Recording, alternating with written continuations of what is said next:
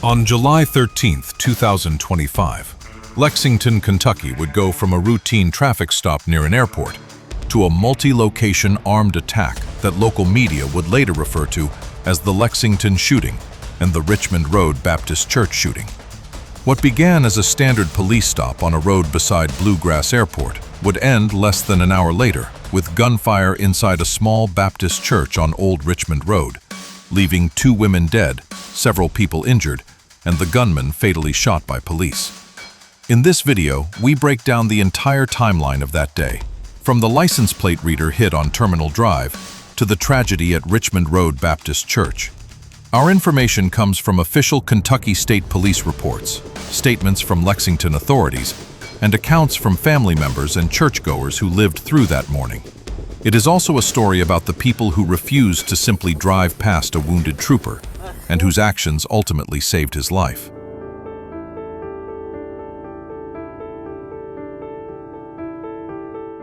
Around 11:36 a.m., Kentucky State Police Trooper Jude Remillion is patrolling Terminal Drive, the road that runs alongside Bluegrass Airport in Lexington. His in-car license plate reader alerts on a passing SUV. Remillion activates his lights, and the driver pulls over calmly. Body camera footage shows the trooper stepping out of his patrol car, Go ahead and put your hand on the steering wheel for me. approaching the SUV, asking the driver to show his hands, and beginning standard roadside questions. What's going on? The reason why you're not just driving a seatbelt on? Huh? The driver is polite, steady, cooperative. The passenger in the front seat shows no outward signs of aggression. At this point, everything looks like a typical, routine traffic stop. No raised voices, no tension, and that calm makes what happens next even more jarring.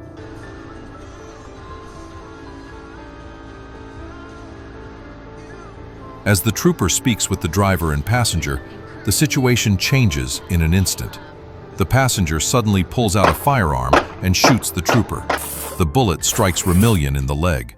On body cam footage, we see the trooper duck down instinctively and crawl forward toward open ground, trying to increase distance and get out of the line of fire. The driver does not take part in the attack. He jumps out of the vehicle, trying to get away and find cover. The passenger jumps out, slides into the driver's seat, turns the SUV around, and flees the scene, leaving the wounded trooper on the shoulder. In that moment, it becomes clear. This is no longer a traffic stop. This is the beginning of something far worse. Seconds later, the original driver returns to Remillion, takes off his own belt, and uses it as an improvised tourniquet to slow the bleeding until help can reach the trooper. Shot me in the leg. Here. What do I do? What do I do? You know, just tell me what to do. Yeah. Turn it tight. Tight. Yes.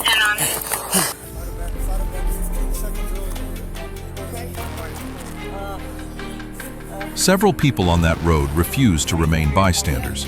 The Alexander family, Jimmy, Jessica, and their daughter Taylor Hall, are on their way to the airport when they see the patrol car and the wounded trooper. Jessica and Taylor are both nurses. Body cam footage shows them running toward Remillion, applying first aid, talking to him, giving him water, keeping him conscious and stable. They maintain pressure on the wound until more help arrives. Minutes later, Airport Police Officer Adam Arnold arrives. He applies a proper tourniquet, takes over the scene, and calls in additional units and EMS. The SUV driver, the Alexander family, and Officer Arnold stay with the trooper until emergency medical crews arrive. And it raises an important question we'll return to later. How many lives depend on what people do in the first 2 or 3 minutes after a shot is fired? Meanwhile, Guy House is fleeing the airport area in the same SUV from the traffic stop. According to official reports, he arrives a short time later in the 3700 block of Below Wood Drive, a residential neighborhood in Lexington. There, a carjacking occurs. House forcibly takes another vehicle. Police later confirm that the woman who owned the car was able to get to safety and was not physically harmed. Now House has a different vehicle, not the SUV from Terminal Drive. For law enforcement, this becomes a major complication. The active suspect is no longer in the car described in the initial alert. House then drives across Lexington using major roads like Man-O-War Boulevard and Richmond Road, heading toward the southeastern edge of the city, toward Richmond Road Baptist Church. At the same time, police, EMS, and Kentucky State Police are still responding to the first shooting, the attack on the trooper near the airport. No one yet knows where this route will end.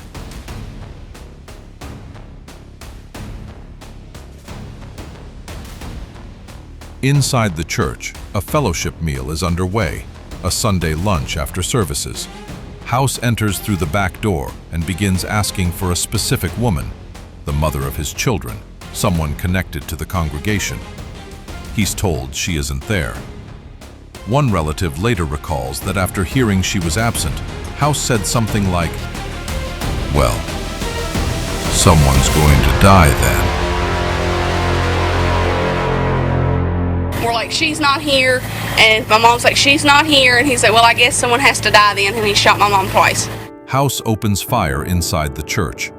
According to police and media reports, he shoots 5 people in total that day. 2 women are killed, 2 men are critically wounded, and the earlier shot trooper is counted as another victim in the day's combined report. The 2 women killed are 72-year-old Beverly Gamm and her 32-year-old daughter, Christina Combs, both deeply involved in their church community. Beverly was the wife of Pastor Jerry Gamm and the mother of 8 children. She led women's groups, helped feed people in need, and organized free children's camps and charity events. Family members say she kept small Bibles and $2 bills in her car to give to anyone she felt needed hope. Christina Combs, a mother of 5 and a nursing student, balanced school, family, and church service. Loved ones say she was just like her mom, caring, dedicated, always involved. We have church here, and then at 12:30 we go downstairs for lunch. Guy pulls up. Christina was like, her mom said, "Who's that?" Christina was like, "I think that's Guy House. Let me see what he wants." She comes out these stairs here, and Guy House shoots her. So, I mean, like, it's pretty cool because our blood's, like, literally at the bottom of the stairs. And he yanked the door open, and he has this gun, and he's like, "Where's Angel?" Mom's like, "Guy, Angel's not here." And he's like, "Well, somebody has to die today." That was his exact words. And so he shot the first one. My mother ducked. The second one hit her in the chest. She was like, "God, please help me," and she told me she loved me, and that was it. Incredibly dedicated,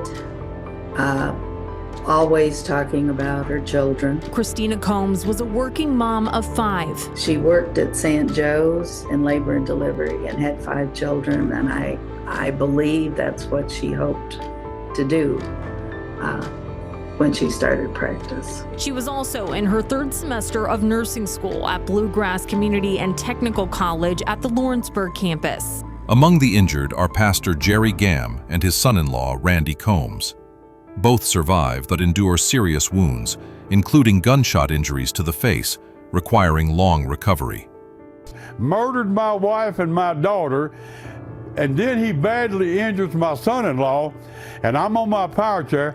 He ambushed me, 81-year-old man, unarmed, crippled, on a power chair, and he began shooting. He began taunting me, cursing me, laughing at me. He shot me off of my power chair. It was either on my head or up on my head, and tried to kill me, but he didn't manage it. He wasn't as bad as he thought he was. For this small congregation, where everyone knows each other by name, July 13th becomes the day that divides life into before and after. By this time, officers approach the building and move into the rear parking lot. According to preliminary Kentucky State Police reports, they encounter 2 scenes at once. Guy House is on the parking lot, and several victims with gunshot wounds are lying nearby. I ran out. At the time they heard it, they come to see what was going on. They seen Christina laying down over there where she had been shot. They tried to get her. That's when he came out. He shot both of them. And then like minutes later, the police did what they needed to do. Police later state that House remained an ongoing threat to people on church property. A brief shootout follows. At least 3 Lexington Police Department officers, Sergeant Ross Collins, Officer Kyle Blankenship, and Officer Simon Rankin, fire their service weapons. According to KSP, the rounds fired by these officers strike House and cause fatal injuries. He is pronounced dead at the scene. Once the area is secured, officers provide first aid to the wounded church members and to House himself, but he cannot be saved. Everybody's asked me, am I mad at God? No, I'm not, because, he's not the one that does evil. People are evil. Terrible. It's like the worst thing that could have happened from every angle of it. It's so bad. Like, not only did we lose our mom and our sister, he lost his life as well. So it's just a terrible thing, It's a terrible thing. The gunman is officially identified as 47-year-old Guy Edward House. He was born in the Pewee Valley area and lived most of his life in Lexington. Public records show a long history of offenses dating back to the late 1990s, including vehicle thefts, fleeing police, and illegally possessing firearms as a convicted felon. In 2022, he was arrested for first-degree fleeing, resisting arrest, and having a handgun as a convicted felon. In the summer of 2025, his ex-girlfriend filed a protective order in a domestic violence case. House was scheduled to appear in court on Monday, July 14th, the day after the church shooting. When you communicate to someone that someone's made the threat of suicide by cop and to kill their children's mother, it shouldn't be dismissed, it should be taken serious. The official motive is still listed as under investigation, but many reports point toward a domestic violence conflict that escalated into a deadly attack. It was like the devil himself, and I'm not just shooting words out there. Tonight, for the first time, we're hearing from the pastor who survived a gunman's attack on his Lexington church. Only WKYT was there as Pastor Jerry Gum left Cardinal Hill after a long road to recovery. Pastor Jerry D. Gum is finally going home after several surgeries, rehabilitation, and more than a month of medical care. Trooper Jude Remillion survives the shooting. He spends about 3 weeks in the hospital, undergoes multiple surgeries, and continues his recovery into the fall of 2025. Hi, I'm Trooper Jude Remillion, Unit 304. First and foremost, I want to give credit to my Lord and Savior. Without Him, I would not be here today. My family and friends have been a tremendous source of support. The Good Samaritans who didn't hesitate to act at the scene saved my life. In his early interviews, he recalls how a routine traffic stop became a fight for his life in a matter of seconds.